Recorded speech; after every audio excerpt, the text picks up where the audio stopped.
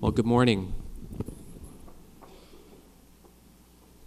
The topic I'm going to talk a little bit about is these issues, the growing inequality that's emerged in our country and the matters around taxes. But the topic reminds me of, the question was put to the oil billionaire, J. Paul Getty. He said, you know, anyone can be rich in America. They have to do three things. So let me do a little quiz with you. J. Paul Getty says, the first thing you have to do to become wealthy in America, get up early every morning. How many of you got up early this morning? Excellent. Work hard all day. Find oil. I think, unfortunately, 2 out of 3 doesn't get you there. As Kate said, I just worked on a book with the title 99 to 1, and I realized that's a kind of a interesting, maybe not so new, but sort of controversial way of thinking about the economy. Yesterday, maybe you've seen, there's a little website called We Are the 99%, the idea that there's this huge 99% and then there's a 1% that's sort of calling the shots in the economy. And I really recommend actually visiting this We Are the 99% website. And I go on it every couple days and just read the stories that people post. And usually there are people posting pictures of themselves holding up something that they've written. So I randomly just read a couple, and I want to quickly read one to you. This is from a man. I'm 31 years old. I served a year in Iraq as an infantryman. I continue to serve my country in the National Guard. I have a part-time retail job where I make less than $9 an hour. I go to school full-time to earn my bachelor's degree. I would get a second job if I could, but there aren't any in my town. I had to send my wife and son to live with my in-laws because we could no longer afford to live in our 2-bedroom apartment. For how long, who knows? I make too much money for food stamps, but live on instant noodles. I serve my country to pay for my education, and I pray I can get a job with my degree. Then maybe I can bring my family home. I'm battling depression. Do you have to wonder why? I and the 99%.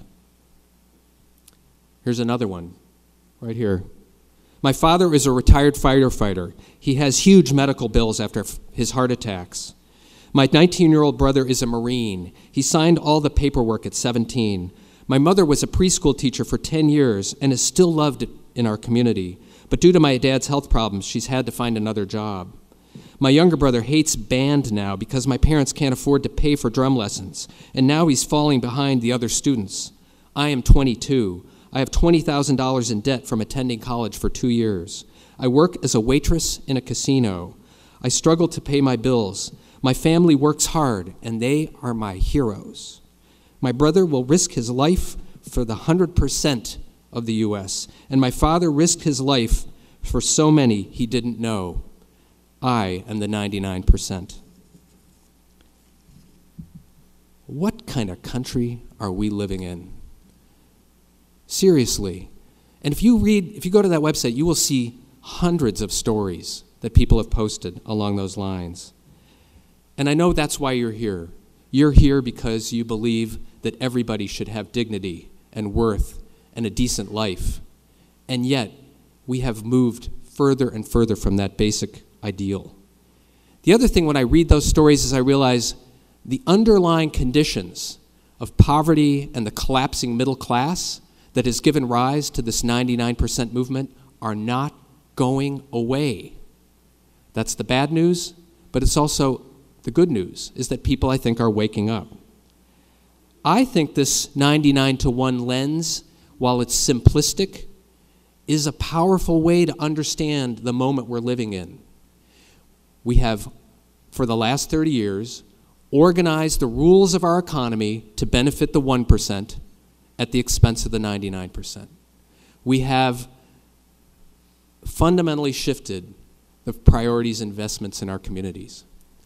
Now, I know I have friends who work like yourselves who are concerned when you say the 99% that it sort of renders invisible the experience of people who are in the bottom fifth, the very poor.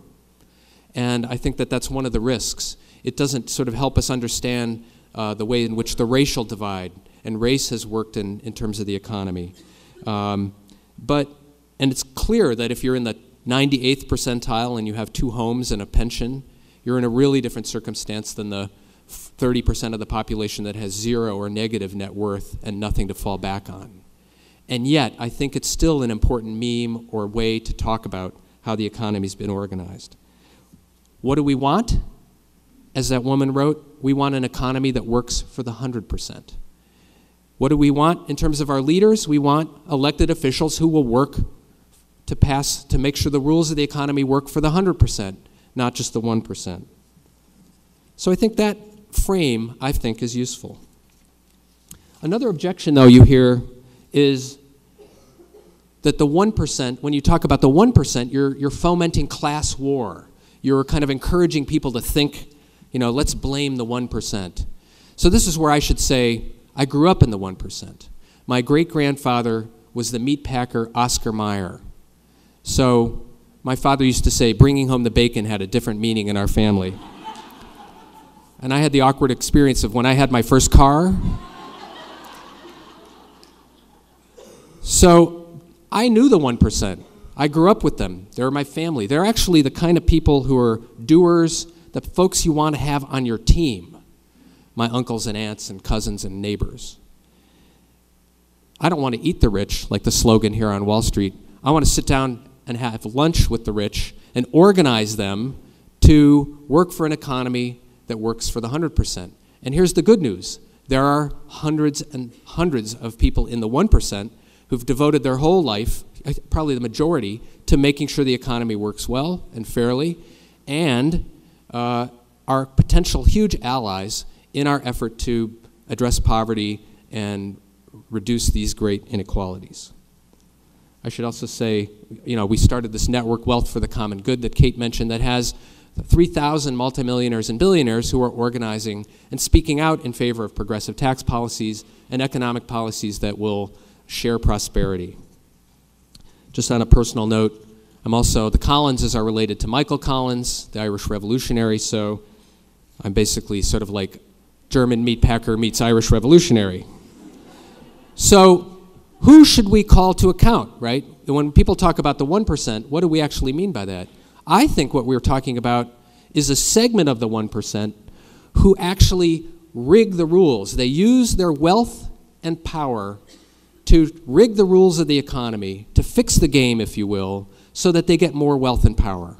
And there are those folks. There are like the Koch brothers who have $25 billion each and use their wealth and power and organize other people in the 1% to change the rules of the economy, to cut taxes on the wealthy, to weaken regulation, to dismantle the social safety net. They are the people that we should be holding to account. What are the kinds of rules that they rig? An issue that I work a lot on is the ways in which corporations use create offshore subsidiaries to move their money offshore and avoid taxes in the United States. And there's several thousand corporations that pay 0 or very low taxes because they've figured out how to game the system. They're global companies, and it creates this huge unlevel playing field here in the United States with small and domestic and anchored businesses who have to compete against these rule riggers. Apple Computer, General Electric, Pfizer Chemical, these are among our neighboring companies who are huge riggers of the rules of the tax system. If we were to just simply shut down pieces of the offshore tax haven system, that would raise another $100 billion of revenue a year. So if you're not outraged about this offshore system, you're probably not paying attention. It's just a huge scandal. It's the sort of thing that when we're laying off teachers and firefighters and cutting school spending, we should be waking up and outraged about. Now, I know many of you work on issues related to poverty, raising the floor. I would argue that one of the reasons I'm here is to bring the message that if we care about poverty, we have to look at these issues of extreme inequality. We have to see the ways in which the concentrations of wealth and power are actually contributing to a society where we're growing apart, where the poor are going to live less dignified lives, and where the middle class will continue to collapse. So what's the way forward in my mind? I think that we have to think about the rule changes that will both lift the floor, and those are the things that I think all of you work on, the things that create a safety net, human services, job and workforce development, things that lift the floor, raise wages, raising the minimum wage, et cetera, as well as things that level the playing field. And there's a whole set of policies, and you're going to talk about some of those today. But since I have the platform for a minute, I'm going to make a more controversial point, if I haven't already, which is we will not address these problems of poverty unless we address the grotesque concentrations of wealth and power that are fundamentally changing and corroding the quality of our democracy, tearing our communities apart, wrecking our economy, destabilizing our economy. That's the conversation, if you will, that's been the taboo discussion. I talked to a bishop recently who said, we have a mandate to address poverty, but does it really matter how rich the rich are? And I would argue it does matter. It matters a great deal when a society starts to pull apart. There's a whole body of evidence now saying too much inequality makes you sick. Too much inequality undercuts mobility. Too much inequality destabilizes the functioning of our economy. So I would argue that we need to put forward some bold policies. And among that, we have to raise the question of taxing the wealthy, taxing the top. And let me just talk in the remaining time about that. I think the tax debate in the United States, I would characterize it as kind of a mud fight. We have this notion that, and yet the facts are, taxes on the top at the federal level and here in Rhode Island have steadily gone down over the 30 years and really over the last 50 years. The percentage of income that a millionaire pays in taxes continues to go down. That's uncontested. We've shifted the tax burden off the top onto the middle, off large global businesses onto domestic businesses. And I want to talk about two ways in which how we think about taxes is part of the problem. We have to change the mythology of meritocracy and deservedness that we conflate when we talk about inequality and taxes. We get confused. We basically say people, we should not tax the top because that's punishing success, and those are the job creators, and those are the folks that we should be relieving of their tax obligations so that the rest of us can benefit. Those are the two pieces. And I want to tell a story that I think gets at what I would call the narrative of success. A couple of years ago, I got a call from the White House. President Clinton had been, Congress had voted to eliminate the federal inheritance tax. And President Clinton vetoed that repeal. He basically said we should keep the estate tax, the inheritance tax. We should reform it but not get rid of it.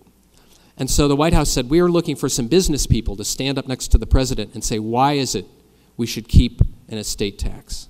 And this guy, Martin Rothenberg, was a member of our network of business leaders and wealthy individuals. And he went to the White House, and he stood up next to President Clinton.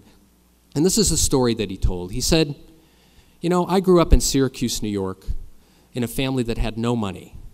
My parents never went on vacation. They could never do anything extra. But I went to a really good elementary school, and I went to a library that was open on the weekends, if you can imagine that. And when I walked into the librarian said to me, Martin, I have a book for you. And she knew he was interested in electronics, and here's a biography of Thomas Edison, and here's a little book about electronic experiments you can do at home. And so Martin said, I grew up in an impoverished family, but I had a good education and a library. Someone else paid for my education. And then I went to college on a scholarship. Someone else paid for me to go to college. And then I went into the field of high tech, which was built, an infrastructure built through public investments. And someone else paid to do that. And I started a company, and I transported my products over the infrastructure that someone else paid for. And I hired employees from universities. Someone else paid to train my employees. And when another company stole my intellectual property, I went to court to defend it, and someone else paid for that legal system and that system of property laws and protections that meant that I could keep my assets and keep my company growing. So he looks at President Clinton. He says, Mr. President, last year I sold my company for $40 million. And I give money to charity. But at the end of my life, don't I have an obligation to pay back the society that made all of my opportunities possible for me? Don't I have an obligation? Of course I do. And President Clinton, who usually doesn't seem to be at a loss for words, said, you know, this is the best of America. How often do you hear that story? But that is the story. We are now at the point where and I should say, I've worked with a network of people like Martin, who I describe as they understand the role that individuals play. Individuals are essential. Individuals make the world go round. Individual creativity and initiative, we never want to discourage that. But there is this whole invisible social infrastructure that makes so much of what we have together possible. And I describe people like Martin as people who see the web. They see the web of social supports and public investments and infrastructure. They see their self in the context of the community. And yet, here we are at a time when we're talking about we're broke. We have no money. We have to lay off teachers. We have to cut social service spending. And I have a friend, Cynthia, who runs a food bank in Niles, Illinois, who said to me, you know what? We're not broke. We're just twisted. We're twisted in terms of our priorities. So I think a big part of our program is to raise taxes on the wealthy, to restore taxes on the wealthy, not just because it will raise substantial revenue, but it will. It's not going to solve our deficit problems. But we've borrowed $1 trillion over the last 10 years to give the Bush tax cuts to the 1%. If we had not put those tax cuts in place, we'd have $1 billion more. So I'm along with Warren Buffett. I support what's called the Buffett rule, which is to, if you're paying taxes at a rate lower than working class folks, you should pay at least 30%. Your senator from Rhode Island, Senator Whitehouse, is the lead sponsor of this bill in the Senate. You should call him up and thank him for that. But here's the other part of this. And I know that, in Rhode Island, you've also seen taxes on the top go down.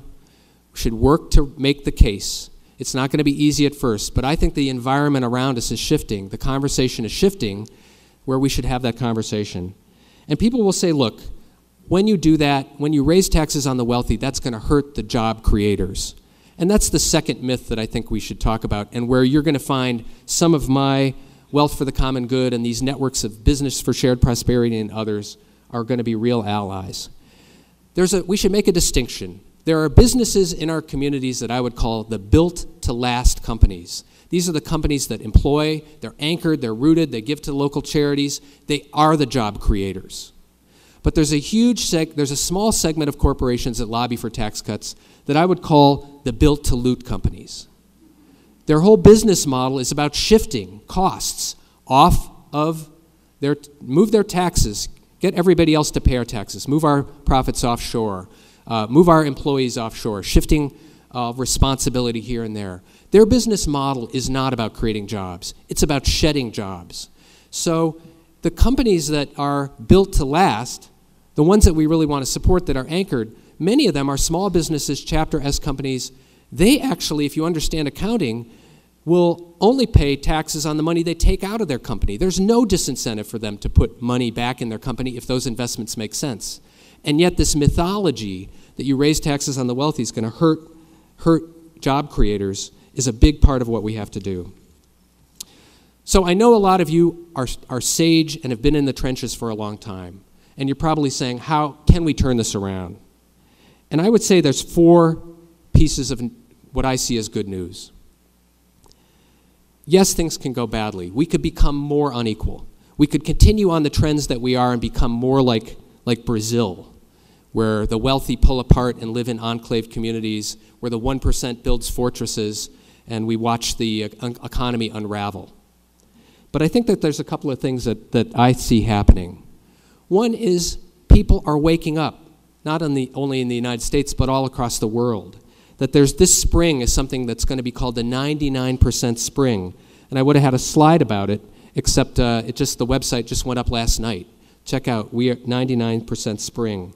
Between April 9th and April 15th, 100,000 people will be trained in nonviolent direct action.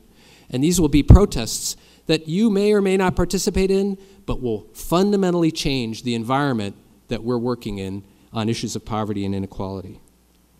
The good news, another thing that I take heart in, is that there are huge allies in the 1%. There's now the 1% standing with the 99% website. And finally, there are these groups like the Patriotic Millionaires and others who are stepping up to do their part. But I think the most inspiring thing I find is that in the last year, huge numbers of people have decided to take action. And I'll close with a story.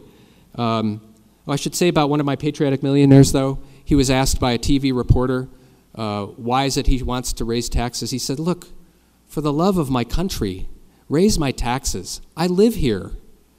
My country is more important than a few extra dollars of my money. Charlie Fink, founder of AOL, got up and said that. But let me tell you about a nurse that I met. I was in Washington in October for a march of 5,000 nurses who were calling on Congress to pass a financial speculation tax, a tax on transactions, Wall Street transactions, 1 penny on every $4 of transactions. And it would raise about $150 to $200 billion a year of revenue. So I met this nurse in this march. I'm just walking next to her, and her name is Erica, and she's from Taunton, Massachusetts. And she says, you know, I said, why did you come? She says, I've never been in one of these protests before. In fact, I've never been to Washington, D.C. before. It's a pretty cool town. I said, wow, how'd you get here? She said, well, I took an overnight bus because I had my shift finished at 6 p.m. yesterday, and I got on the bus and I came down with my sister nurses, and we're here marching. And I said, wow, have you ever been to talk to a member of Congress? No, we're going to go meet with our members of Congress this afternoon. So, well, why are you here? She says, well, I'm a nurse, and she's wearing this shirt that says on the back, if you save a life, you're a hero. If you save 100 lives, you're a nurse. And she says, you know, I'm a nurse. I can help people, a few people a day. But I see people coming into my hospital who are sick because of the economy. They are stressed out. They are unemployed. They're like the people in the We Are the 99% stories that I read. She says, you know, at a certain point, when you see that, you say, I got to fix the root of the problem. I got to do something about the root of the problem. She says, Wall Street greed is destroying our economy. It's destroying the livelihood of all my neighbors. I just couldn't sit still. I had to get on the bus. And she's holding a sign that says, Heal America, Tax Wall Street. Now, I can tell you, a year ago, Erica did not know what a financial speculation tax was. She said, yep, but she rattled off all the statistics to me as we were walking along. And I think that's the biggest and most important sign of hope right now, is that these conditions, which you have known about for decades, and which are not going away in the short term, are causing people to see that they have common cause. The notion that we are the 99%, that people have a common cause with people that they usually don't think of as in the same group, is a huge possibility. And the fact that Erica found that it was important, it was hard enough for her to sit still anymore. She could no longer sit still. So I think the invitation from the Ericas of the world is, let's join in. Let's be part of not just the work that you do every day, but a social movement that will fundamentally transform this country. And I think that starting this spring, we're going to see an awakening that we have never seen before in our lifetimes. So I hope we'll all be together in joining in that effort. Thank you.